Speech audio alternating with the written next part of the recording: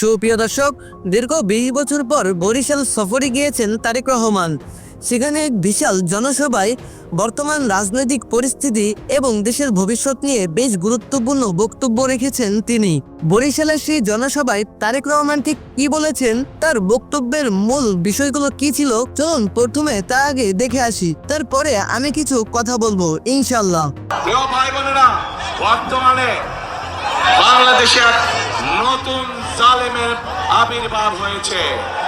এই গুপ্ত সংগঠনের ব্যক্তিরা নতুন জালেম রূপে আবির্ভূত হয়েছে বাংলাদেশের মানুষের কাছে। কেন? প্রিয় ভাই বোনেরা, এই বাংলাদেশে আবহমান কাল ধরে, শত হাজারো বছর ধরে এই বাংলাদেশে নারী পুরুষ সকলে মিলে মাঠে কাজ করে। বাংলাদেশে যেমন কৃষক ভাইরা কাজ করে মাঠে, একইভাবে আমরা জানি বাংলাদেশের বিভিন্ন প্রত্যন্ত অঞ্চলে কৃষকের বোনরাও তারা মাঠে কাজ করে। প্রিয় ভাই বোনেরা, শুধু মাঠেই নয়, বিভিন্ন কল কারখানায় আমরা দেখেছি আমাদের মায়েরা, আমাদের বোনেরা, আমাদের নারীরা তারা পুরুষের পাশাপাশি কাঁধে কাঁধ মিলিয়ে কাজ করে। তারা যে গার্মেন্ট শিল্প নিয়ে সমগ্র পৃথিবীতে আমরা গৌরব বোধ করি, সেই গার্মেন্ট শিল্প টিকিয়ে রেখেছে এই দেশের নারী সমাজ, এই দেশের মা বোনেরা। প্রিয় ভাই বোনেরা, আজ আমরা অত্যন্ত কষ্টের সাথে দেখছি, অত্যন্ত ঘৃণার সাথে দেখছি এই যে নতুন জালেম, যাদেরকে মানুষ গুপ্ত হিসাবে চিনে, এই জালেমদের নেতা সে 2 দিন আগে প্রকাশ্যে বলেছে বাংলাদেশের নারীদেরকে সে একটি অত্যন্ত কলঙ্কিত শব্দ দিয়ে ব্যবহার করেছে। প্রিয় ভাই বোনেরা, যেই ব্যক্তি বা যেই দলের তার দেশের মা বোনদের প্রতি বিন্দুমাত্র শ্রদ্ধা নেই, যেই নেতা, যেই দলের নেতা কর্মীদের নিজের দেশের মা বোনদের কষ্টের প্রতি বিন্দুমাত্র সম্মান নেই, তাদের কাছ থেকে আর যাই হোক বাংলাদেশ কখনো অগ্রগতি আশা করতে পারে না। তাদের কাছ থেকে আর যাই হোক বাংলাদেশের মানুষ আত্মসম্মানমূলক কোন মর্যাদাপূর্ণ কোন আচরণ আশা করতে পারে না। প্রিয় ভাই বোনেরা, এই জালেমদের একটি কথাই শুধু বললাম, আমি আপনাদেরকে আরো একটি কথা বলছি। তার আগে বিবি খাদিজার সম্পর্কে আপনারা জানেন না? আমাদের প্রিয় নবী করিম সাল্লাল্লাহু আলাইহি ওয়াসাল্লামের স্ত্রী এই বিবি খাদিজা, উনিও একজন কর্মজীবী মহিলা ছিলেন। উনিও একজন কর্মজীবী মহিলা ছিলেন। ওনার নিজের ব্যবসা বাণিজ্য ছিল, যেখানে নবী করিম সাল্লাল্লাহু আলাইহি ওয়াসাল্লাম নিজেও কাজ করতেন। প্রিয় ভাই বোনেরা, এরা বলে ইসলামের রাজনীতি করে, অথচ নবীর স্ত্রী নিজে যেখানে একজন কর্মজীবী মহিলা ছিলেন, সেখানে কেমন করে একটি রাজনৈতিক দলের নেতা এবং কেমন করে সেই রাজনৈতিক দলটি তাবৎ বাংলাদেশের নারী সমাজকে এমন একটি কলঙ্কিত শব্দ জর্জরিত করল। প্রিয় ভাই বোনেরা, সেজন্যই আমরা এই নারীদেরকে, বিশেষ করে গ্রামের খেটে খাওয়া নারী যারা, শহরের খেটে খাওয়া নারী যারা, কর্মজীবী নারী যারা সহ সকল গৃহিণীর কাছে, সকল পরিবারের মাদের কাছে আমরা ফ্যামিলি কার্ড পৌঁছে দিতে চাই, যার মাধ্যমে আমরা এই নারীদেরকে ধীরে ধীরে অর্থনৈতিকভাবে স্বাবলম্বী করে গড়ে তুলতে পারি, যেন তারা পুরুষের পাশাপাশি পরিবারে, সমাজে, দেশে অর্থনৈতিকভাবে শক্তিশালী ভূমিকা রাখতে পারে।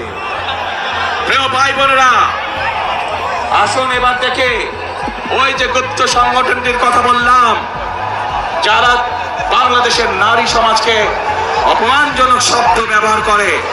আরেকটি ঘটনা বলি, তাদের আরেক নেতা, যার বাড়ি কিনা কুমিল্লা জেলায়, সেই নেতা কিছুদিন আগে তাদের এক দলীয় সমাবেশে বলেছে তাদের কর্মীদেরকে যে 12 তারিখ পর্যন্ত আপনারা জনগণের পা ধরবেন, তারপরে বাকি পরবর্তী 5 বছর জনগণ আপনাদের পা ধরবে।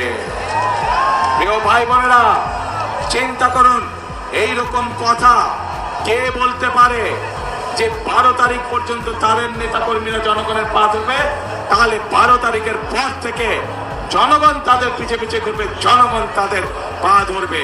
এই কথা থেকে প্রমাণিত হয় কি তাদের মেন্টালিটি, কোন পর্যায়ের মানুষ হলে তারা জনগণকে নিয়ে এরকম তুচ্ছ তাচ্ছিল্য কথা তারা বলতে পারে। প্রিয় ভাই বোনেরা, এইসব লোক যদি নির্বাচিত হয়, এইসব লোক যদি দায়িত্ব পায়, তাহলে আজকেই আমাদের কাছে পরিষ্কার হয়ে যাচ্ছে যে জনগণের ভাগ্যের কি দুর্বিষহ অবস্থা হবে, দেশের মানুষের ভাগ্যের কি দুর্বিষহ অবস্থা হবে। যাদের মনে এই কথা, যাদের মনে এই কথা এবং মনের কথাই বেরিয়ে এসছে তাদের বাস্তবে। কাজেই প্রিয় ভাই বোনেরা, এইসব গুপ্তদের বিরুদ্ধে আপনাদেরকে সতর্ক থাকতে হবে, সজাগ থাকতে হবে। যারা দেশের মানুষকে সম্মান করতে জানে না, যারা পরিকল্পনা করে রাখে যে 12 তারিখের পর থেকে তারা জনগণকে নাকে দড়ি দিয়ে ঘোরাবে, তাদেরকে উচিত শিক্ষা আপনাদেরকে দিতে হবে। প্রিয় ভাই বোনেরা, এইসব গুপ্তরা সেই 86 সাল 71 সাল ইতিহাস যদি আমরা সব সময় যারা দেশ থেকে পালিয়ে গেছে তাদের সাথে সব সময় এই পাশ তাহলে ওপাশ মুদ্রার এপেট তাহলে ওপিট হিসেবেই তারা ছিল। কাজে তাদের কাছ থেকে দেশের মানুষ ভালো কোনো কিছু আশা করতে পারে না। সুপ্রিয় দর্শক, আপনারা তো তার বক্তব্যটি শুনলেন। তিনি একটা বিষয় নিয়ে পড়ে আছে, তা হলো জামায়াত। জামায়াতের আইডি হ্যাক করে একটি পোস্ট করা হয়েছিল, সেই বিষয়ে প্রমাণও হয়েছে আইডি হ্যাক করে এই পোস্টটি করা হয়েছে এবং কোথা থেকে পোস্ট করা হয়েছে সেগুলো কিন্তু জামায়াত ইসলামী প্রকাশ করেছেন। কিন্তু তারপরেও তারেক রহমান সে একটি বিষয় নিয়েই পড়ে আছেন। তিনি গত 2-1 দিন আগে খুলনায় এসেছিলেন, খুলনায় এসে ঠিক একই বক্তব্য দিয়েছেন এবং সম্প্রতি বরিশাল গিয়ে সেম বক্তব্যটি রেখেছেন তিনি।